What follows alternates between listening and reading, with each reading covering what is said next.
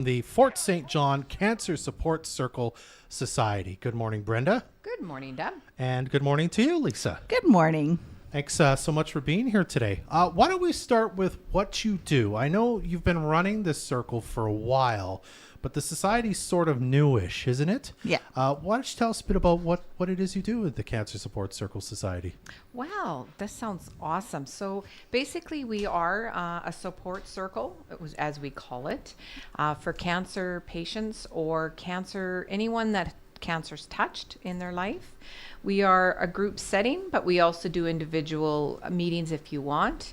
And that's kind of, supports is such a big, broad thing. It can be meaning anything from sort of mental, physical, or emotional support.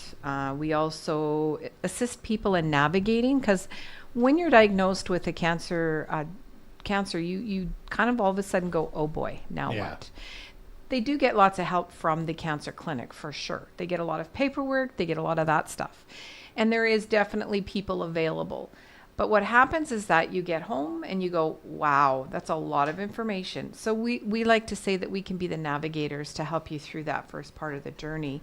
Caregivers, sometimes, you just need someone else to talk to. That's what we're here for. We are here for the support that is needed, no matter what kind of that support is. And do you kind of have like a monthly meeting every 2 weeks? Is it every week? How does that work? So we have a monthly meeting. It's usually the second Wednesday of the month, and it's actually being held at the Northern Lights College. It's a wonderful little space that we have there. We always begin at 6:30 till about 7:30. Sometimes we can go up to 8. It depends on the group and who's there. And we really just talk about sort of how people are doing. Sometimes we have some workshops happening, whether that's a relaxation workshop, or in May we're doing a gardening session, actually. There's a lot of different therapies out there. It's not just about, the stuff that you get at the clinics. It's extra stuff as well.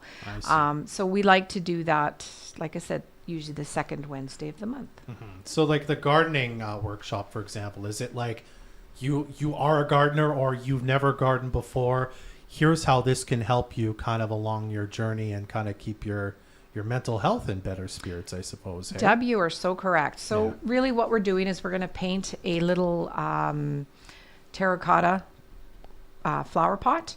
And then they're going to put the dirt in. They're going to have a flower that they can plant. And that's exactly what this is. It doesn't have to be anyone who actually gardens, except we probably will chat about it and see what everyone else does during, because it is almost the time to be planting. And I think it's an important piece. So that's what we're doing. Yeah. Now, Lisa, you've got a box of stuff in front of you there. A box. Why don't you tell us a bit about what you've got over there? Well, I am holding one of our wigs. Yeah, maybe a little up high there. Is that better? This way. There you go. Yeah, Lisa's holding up a wig. And if you're not watching the video, by the way, you can right now on the Moose FM Facebook page. Sorry, Lisa, tell us about this wig and the program. So actually, this wig has been brought in for one of our clients. Okay. But Brenda and I have taken on the wig room that's at the hospital. And the main reason why we're here also is to let everyone know that we're having our open house tomorrow between 10 and 4 at the hospital, and to share what kind of wigs we have, what we provide, what our society is, all that wonderful stuff. Yeah, and it's sort of like, I think we were talking about it, almost like a wig library. You can borrow them, as I understand it, right? Yes. Yeah, so it's like, is the idea behind it, you maybe need it for one special occasion, or you want to try a few different things before maybe you invest in your own wig? What's kind of the onus behind why you do? Well, we kind of are doing it as a library because we're the only one in the North Peace, I believe, right, Brenda? Yep, that's correct. And so for the limit because wigs are really expensive. Yeah. As we're finding out. Crazy. So the idea is once you're done and your hair starts growing back, then just to bring the wig back so that someone else can also benefit. Okay. Yeah. So they borrowed for the length of their treatment, essentially, correct. When they don't have hair. Yes, correct. For as long as they really need it. The other thing, too, is that we've opened the wig program up to all hair loss issues. So we wanted people in the Northeast to be able to do that, because they are very expensive. And, you know, when you go online to look at a wig, it's pretty, it's crazy, right? Yeah. Like it's hard to believe, and it's like you sort of get overwhelmed. Yeah. So with our program, then that allows people to come and do that. And I think it's important for a lot of people. We would like to say that we have a men's line that we can bring in. I know that, again, some men, it's okay, and other men, it's not. So, and we also have a children's line too. Okay. Wow, that's incredible. All right, you've talked about it already, but let's talk about the open house you've got tomorrow at the Fort St. John Hospital. Tell us what people can come by and chat with you about and learn about the Support Society while they're there, I suppose. Well, Brenda will be there because I will be here. But they can come in and check out how we've set up the room. We've kind of, Brenda set it up almost like it's a salon. Oh, okay. We do have access to one, maybe two hairdressers. Okay. So if we need to adjust how the wigs look or that can be done. They can come and check out how to look after the wigs. We're going to have information about the society and when we meet and that kind of stuff. I don't know. What else are we having there, Brenda? Well, I'm going to have coffee and tea, Yay, refreshments, excellent. and I'm going to have some cookies as well. Okay. Everybody likes a good cookie. Yep. Yeah, so I'm going to have it all set up. Basically, refreshments on the outside of the office area, and then you just come and take a peek and have a chat, ask questions, that kind of thing.